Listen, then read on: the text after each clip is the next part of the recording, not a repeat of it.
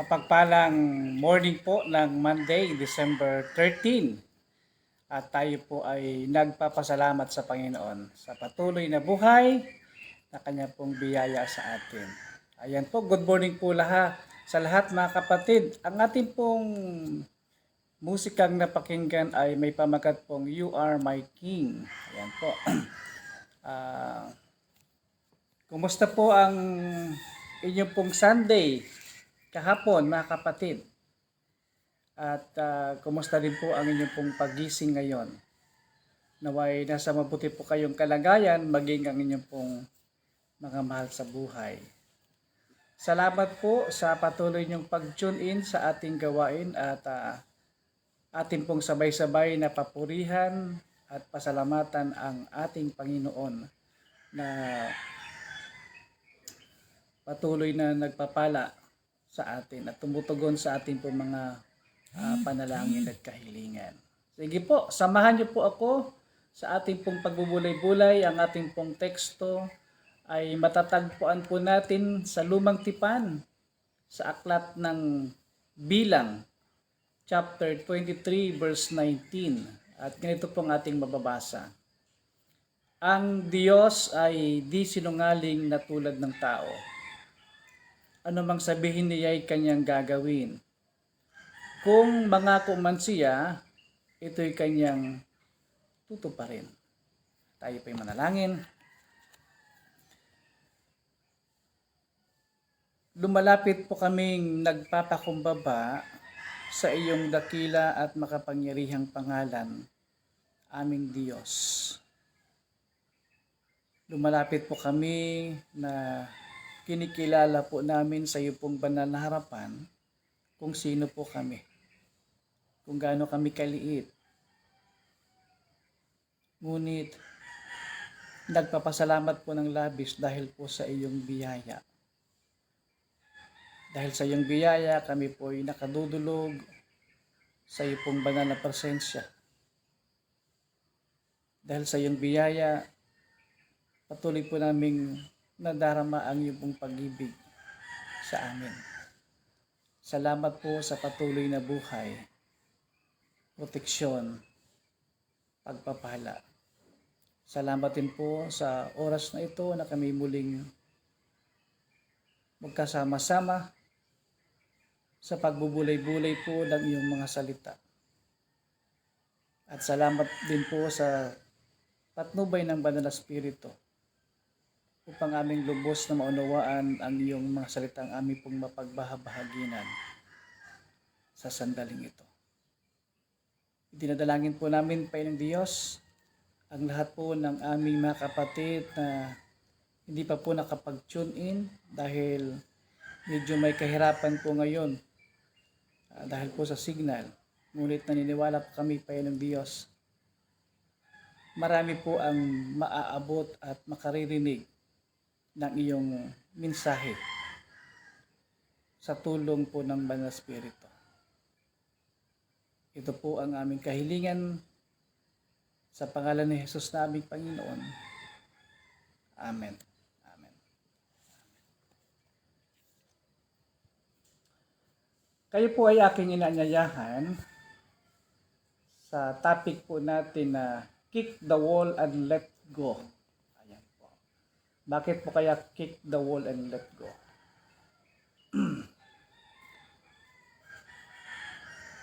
Kapag ikaw po ay nanonood ng mga wall climbing, ganito po ang malimit nating maririnig. Humawak ka sa tali, kick the wall and let go. Ito po yung malimit po nating maririnig na bilin ng instructor sa attendance ng wall climbing orientation.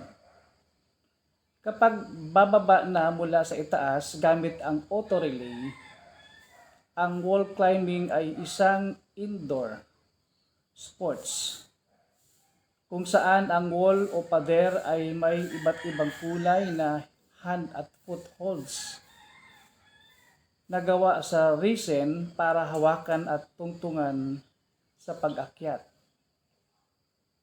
Ang mga kulay naman ng mga holes ay root na naka-arrange sa wall according to level of difficulty. Upang makarating sa tuktok ng wall, kadalasan, mainam ang may kasama ka upang mag-belay para sa iyo o kontrolin ang lubid upang alalayan ang harness nang hindi ka mahulog. Ngunit kung wala kang kasama, maaari ka pa rin umakyat gamit ang auto belay. Ito mismo ang magbabalanse para makababa ka gamit ang iyong weight o ang iyong bigat at pagsipa mo sa wall habang ibinababa ka nito.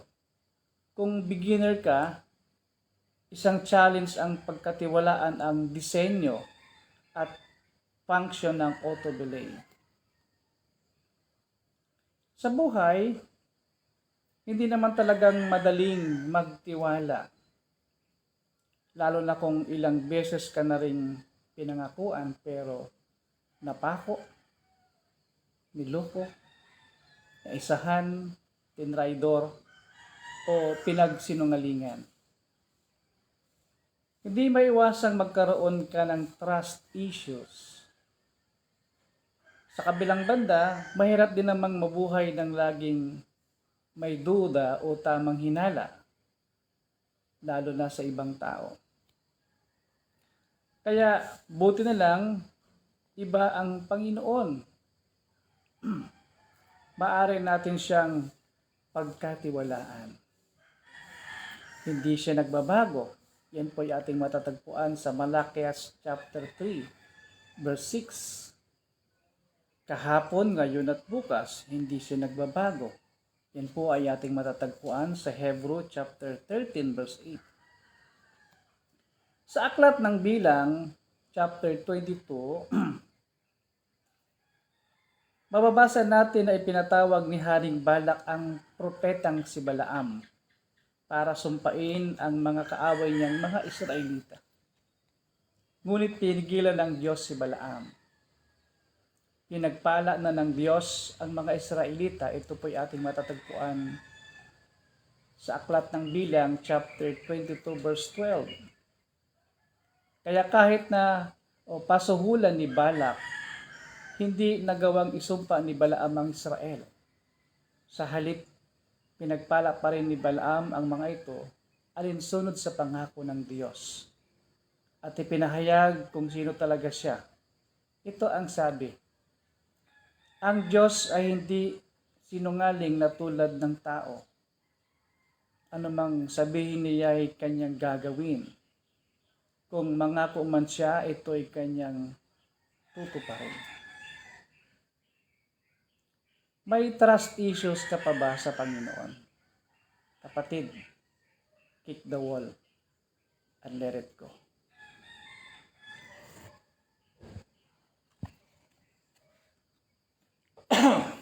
Minsan, kapag may mga prayer request tayo sa Lord na hindi po natutugon, nagkakaroon tayo ng issue sa Lord. Katulad po ng ating mga nakaraang devotion at topic ay tatlo ang pagtugon ng Diyos. Isa lang doon sa tatlo. Oo, hindi, at maghintay. Kaya po kung ang ating pong hinihiling ay hindi po naman ayon talaga sa kalooban ng Diyos, automatic ang kanyang pong sagot, hindi. Alam niya po kasi hindi yun maganda. At wag po nating pipilit. Kasi pag ipinilit po natin, hindi magiging maganda talaga ang resulta nito. Akala lang po natin maganda. Sa pangsarili po nating pakiramdam,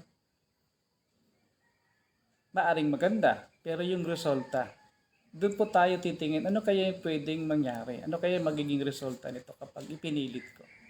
Di po ba may kasabihan tayo mga Pilipino, ang hinog sa pilit ay maasim. Ano po? Ayan. So, ganun din po sa pagtugon ng Panginoon. Kaya alisin po natin yung mga trust issues natin sa Lord. Kung sa tao, pwede pa. Kasi katulad din po natin ng tao, kapwa natin, na may kahinaan, may limitasyon. Kaya po ba yung nagsasabing kapag humingi ka ng tulong, may mga sumasagot na ganito. Titignan ko yung magagawa ko, pero hindi ako mangangako. So yun po yung mga, para po makalusot. Kaya ganun po ang sasagot. Hindi ako nangangako, pero susubukan ko. So ganoon. Pero sa ating Panginoon, oo, hindi, maghintay. So, kick the wall and let go, mga kapatid. Ano man ang issues natin sa Lord, yung mga trust issues natin sa Lord, ipagkatiwala po natin ng buong buo sa Kanyang lahat. Siya ang bahala. Iningatan na nga po niya tayo, buhat ng tayo isilang, hanggang sa mga panahong ito.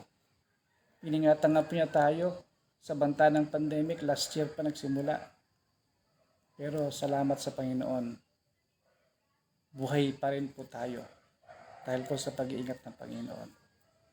Mawawalan ka pa kaya ng tiwala sa Lord sa mga simpleng bagay lang. Huwag naman kapatid. Ibahin natin ang ating Panginoon.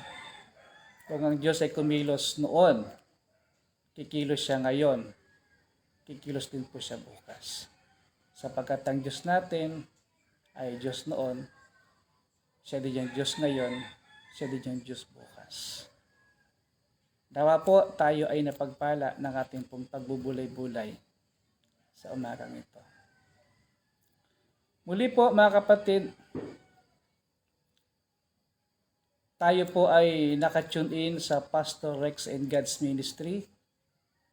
Alas 6 po ng umaga from Monday to Saturday. At pag Sunday naman po, tayo po ay mayroong blended worship service. Kaya pwede rin po kayo makijoin sa amin alas 9 po ng umaga. Ayan. Sige po, tayo po ay manalangin. Panginoon, maraming salamat at kayo po ay hindi sinungaling tulad namin na tao. Salamat dahil anumang sinabi ninyo sa inyong salita ay inyong tinutupad. Salamat dahil ang mga pangako ninyo ay tunay at inyong tutuparin. Tulungan po ninyo kami kung magtitiwala sa kung sino at kung kanino. Ngunit mas ipokus po namin ang pagtitiwala namin sa iyo.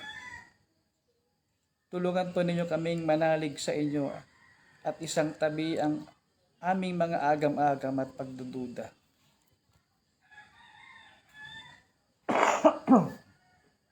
Dala ng mga kahilingang hindi naman po naayon sa iyong kalooban, ngunit umaasap kaming tutugunin mo. Minsan, dumarating po sa aming kaisipan, nagtatanong kami, bakit po, Lord? Panginoon, kung amin pong baybayin ang mga karakter sa Bible na iyong tinawag, pinapunta sa isang dako upang doon manirahan, katulad po ni Abraham. Nung siya po iyong suguin, lisanin ang kanyang mga kamag-anak, ang kanyang lugar na kinalakihan, ang lugar ng Haran, at magpunta sa isang dako na hindi pa niya napupuntahan. Hindi po siya nagtanong na kung bakit, Lord. Si Jose, nung sa kabila ng pang-aapi sa kanya ng kanyang mga kapatid, dinanas niyang kalupitan sa kanyang mga kapatid. Sa pagkabilanggo niya, nang wala naman talaga siyang kasalanan, kundi naging tapat lamang siya sa kanyang Panginoon. Hindi siya nagtanong, Lord, sa iyo, no? Bakit, Lord? Panginoon, lahat sila ay nagtiwala sa iyo.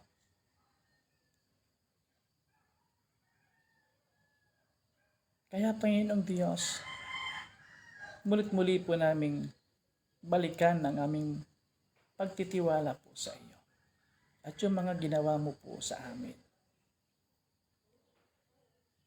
Totoo po, Lord, nung kami po ay nasa sinapupunan pa lamang po ng aming nanay, nakikita mo na yung mga kulang sa amin. At bago man kami isilang, meron ka ng magandang plano sa buhay namin. Na kapag ito ay aming nilakaran, sigurado pa ang Diyos, magiging mainam, pinakamaganda ang buhay namin. Sa mga nagdaang mga panahon sa buhay namin, nandoon Lord yung mga ups and down. Pero mas madami pa ang Diyos yung ups. Kasi nasa tabi ka namin lagi. Last year nang pumasok ang pandemic sa aming bansa, marami po ang nawala ng trabaho. Pero Lord, meron kami mga kapatid sa kabila po ng pandemya, natigil ang trabaho, nagkaroon ng extra income. Naging successful yung extra income. At nang bumalik Lord yung trabaho, ay nagpatuloy yung extra income nila pa ng Diyos. Kaya napakabuti na. Bagamat meron pang ibang sinabing palad pa ng Diyos na hindi po talaga nakayanan ang lupit ng virus. Pero mas marami Lord ang nakarecover. Kahit nga po vaccinated na pa ng Diyos. Na-infect, yung iba po talagang natutuluyan, pero mas marami po ang nakaka-recover pa ng Diyos. Kaya ito po'y kapahayagan po ng iyong walang hanggang pag-ibig, malasakit sa amin. Kaya Panginoon, maraming salamat po. Kaya Lord, linisin mo po ang aming puso. Yung aming trust issues sa iyo, isinusuko po namin sa iyo ng buong buo. Maraming salamat po, Panginoong Diyos. Purihin ka po. Ama, sa aking mga kapatid, na patuloy ko pong kasama sa gawain tuwing umaga. Sa lahat po ng mga nababahaginan po ng gawain ito. Sa pamamagitan po ng aking mga kapatid. Patuloy ka pong mangusap sa kanila. Maging sa kanila po mga pinagdaraanan sa buhay. Yung mga issues nila, Panginoong Diyos. Mga issues po namin, Panginoon. Itinataas po namin sa iyo. Mas mahayag pa yung Diyos ang iyong kapangyarihan. Ang iyong banal na kalooban sa aming lahat. Lord, kick the wall and let go. Yun po yung isang pinakamagandang dapat na lagi po naming isaisip.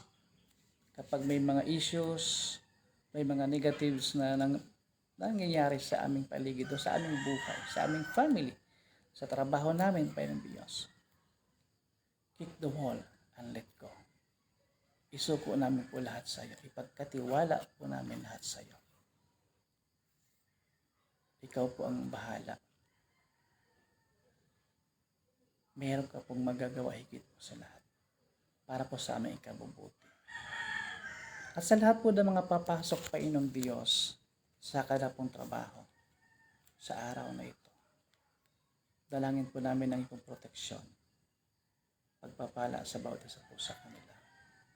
Sa mga magbubukas ng kapag mga businesses pa in Diyos. Dinadalangin po namin na blessing upon them, O Lord. Tulad po ng pamilya Carino, Mangunon, Tan, Inopia, Sid, Kaliho, Taginod, Monera, yung pong business po ng aming mga kapatid sa Tagaytay, ang Hoya family, ang Mendoza family, ang Sunga family, Panginoon Diyos. Tinataas po namin sa iyo. Yung business po ng kapatid na Aping Biadoy, Panginoon. Tinataas po namin sa iyo. Yung business po ng kapatid na Carwin Ricaport, Panginoon Diyos. Inilalapit po namin sa iyo. At marami pa pong iba. Hindi ko man po mabanggit ang po mga hanap buhay po ng Diyos. So pinagkakakitaan pa ng Diyos.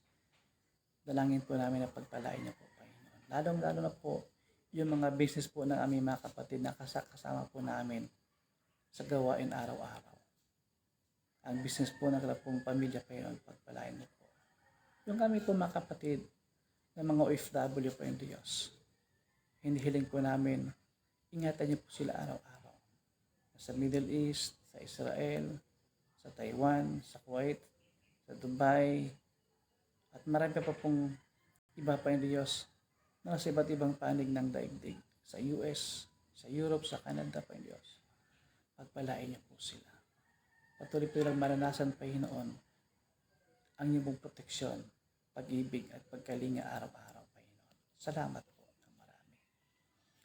Panginoong Diyos, buong pagkatiwalang aming patuloy na inilalapit sa iyo, ang kalalagayan, kalakasan, kagalingan pa ng Diyos ng aming mga kapatid, si Mami Natalie, Leslie Ignacio, Bing Agustin, Ati Ana Doctolero, Ati Agnes Rojas, Ati Dinya Mitwali, Kuya Conrad Santiago, Ante Lourdes Tugay,